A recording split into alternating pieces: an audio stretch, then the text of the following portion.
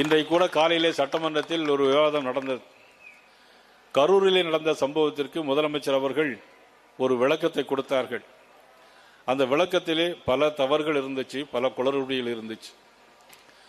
அதாவது முதலமைச்சர் சொல்லும்போது கரூரிலே தமிழக வெற்றி கழகத்துடைய தலைவர் பேசும்போது அவர் அந்த நெரிசலிலே சிக்கி இறந்தவர்கள் 41 பேர். அதன் பிறகு ஆஸ்பத்திரியிலே இருந்தவர்கள் 200 பேர். அதன் பிறகு அந்த காவல்துறைக்கு பாதுகாப்பில் இருந்தவர்கள் 5 டிஎஸ்பி, 500 போலீஸ் என்று சொன்னார்கள். நான் அவர்களுக்கு பதிலளித்து சொன்னேன், நீங்கள் சொன்னதில் ஒரு உண்மை இருக்கிறது.